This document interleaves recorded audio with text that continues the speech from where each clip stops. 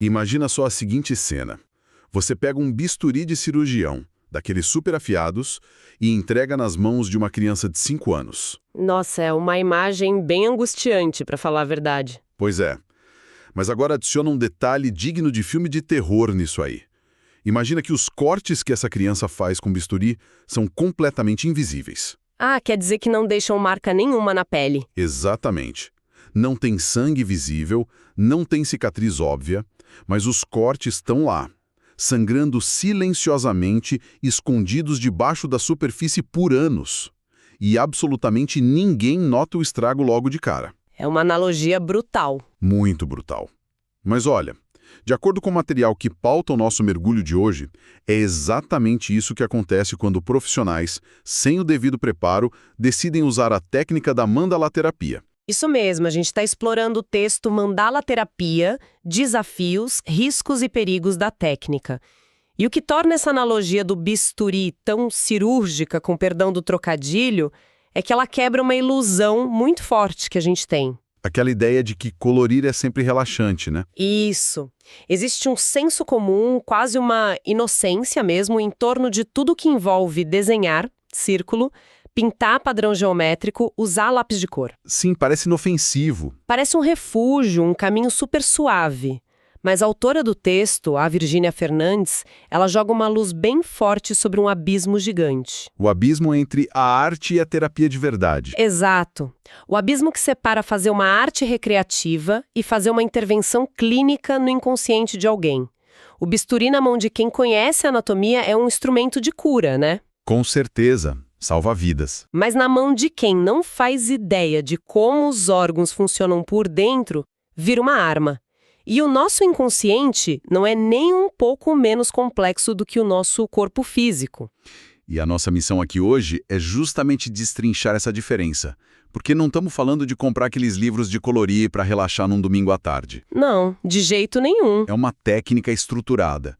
E quando ela é aplicada num ambiente terapêutico, ela funciona tipo uma via expressa, sabe? Um acesso direto a lugares da mente que estavam trancados. E que estavam trancados por um bom motivo, diga-se de passagem. Sim. O texto até pontua que a mandala terapia exige 5 condições super rígidas para acontecer. E uma delas é justamente ter um conhecimento prático de como o inconsciente opera. O profissional precisa saber lidar com a linguagem simbólica. E aí que a coisa começa a desandar, né?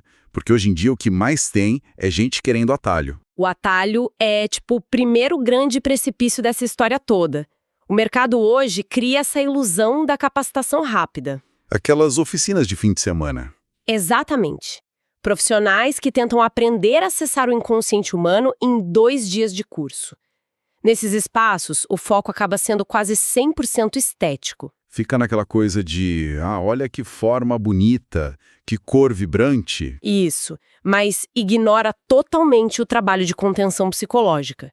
Entrar no inconsciente de alguém sem conhecer as defesas da mente é tipo entrar num labirinto sem ter como voltar depois. Para ilustrar bem isso, o texto traz a história de uma paciente fictícia baseada em casos reais, a Mary Ann. O caso dela é o exemplo perfeito do estrago invisível. Pois a Mary Ann vai numa dessas oficinas de final de semana, senta lá, pega o material e começa a desenhar a mandala dela.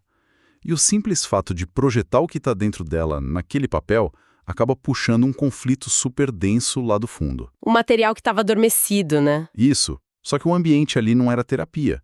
Era uma aula de arte disfarçada. A pessoa que estava dando a oficina não tinha preparo para lidar com aquilo. E aí a oficina acaba. Sim.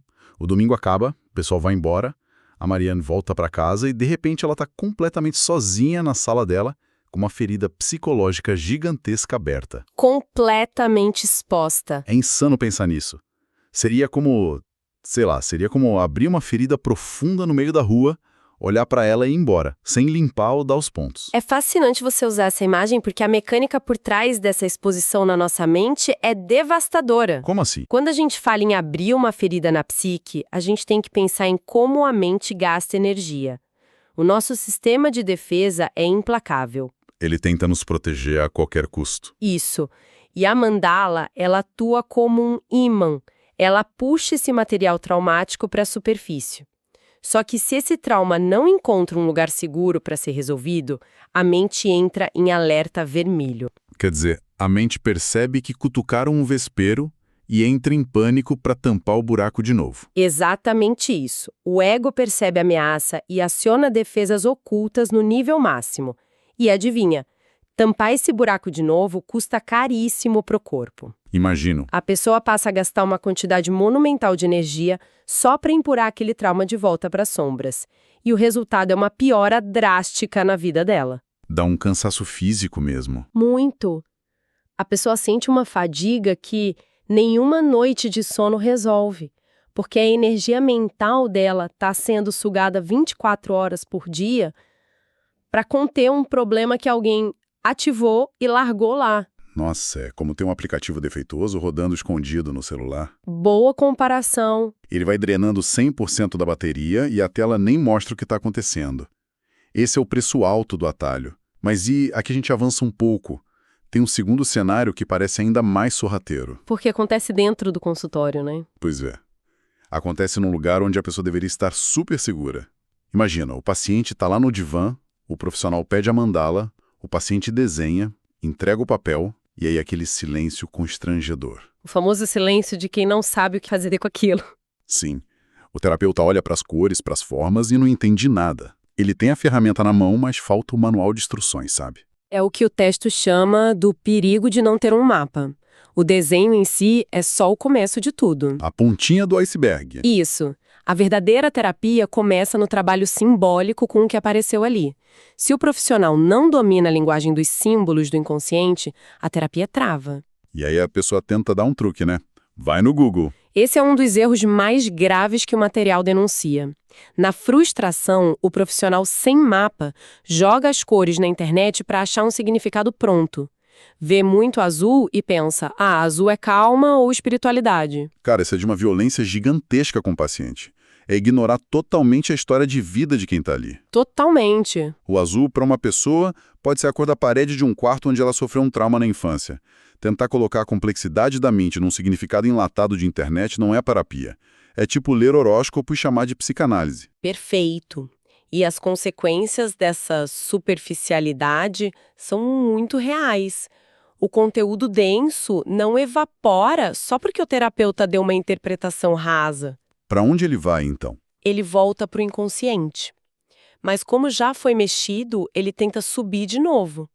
Aí bate na parede da falta de compreensão e é reprimido de novo. Fica nesse sobe e desce sem parar. Fica andando em círculos. Exato. Fica num looping inconsciente terrível. E é esse ciclo de repetição inútil que gera doença. A pessoa começa a ter desânimo, tristeza, confusão mental e aquela sensação clássica de cabeça pesada. É aqui que a coisa fica realmente interessante e até meio assustadora, porque muda muito o que a gente entende por risco. Muda de que forma? Geralmente a gente pensa que a terapia serve para curar o sintoma, né? Você chega mal e tenta sair bem.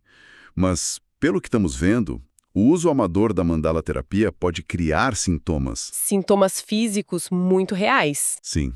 Pode fabricar sintomas em alguém que estava super bem antes de pegar num lápis de cor. Voltando na história da Mary Ann. O texto relata que depois da oficina, ela acorda de madrugada com o coração saltando pela boca. Uma crise de pânico completa. Falta de ar, náusea, os músculos do pescoço travados igual pedra. Não é só um nervosismo. O corpo dela está gritando em pânico porque o cérebro interpretou o conflito não resolvido como uma ameaça de morte. É a somatização do terror. E o alerta do texto fica ainda mais pesado quando a gente percebe que o paciente não é o único em perigo nessa sala. O profissional também entra na roda. Entra. E esse é um risco duplo que pouca gente discute. O terapeuta despreparado está em risco iminente de sofrer o que a autora chama de contaminação psíquica. Como assim? Ele absorve do problema do paciente. Mais do que isso, trabalhar com o inconsciente significa lidar com dor, abuso, agressão. Se o profissional não tem a própria estrutura psíquica muito bem resolvida, olhar para a mandala de um paciente pode servir de gatilho para os próprios traumas ocultos dele. Caramba! O material do outro acorda os fantasmas do terapeuta. Exatamente.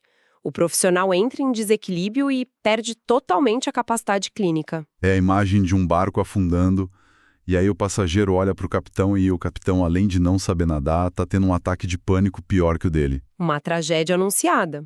E isso leva a gente para o ponto mais crítico de todo esse mergulho. A gente já falou da exaustão de energia, do looping, do risco para o próprio terapeuta.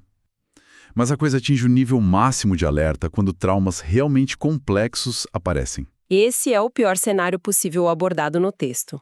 É o que se chama de falta de um guia, não é? Isso mesmo. A falta de um guia é o cenário de negligência absoluta. Ter um guia significa duas coisas: ter a supervisão de alguém mais experiente e ter a bagagem do próprio autoconhecimento rigoroso. Porque lidar com trauma não é para amadores. Não mesmo. Imagina a mandala revelando memórias de violência extrema ou rupturas de identidade.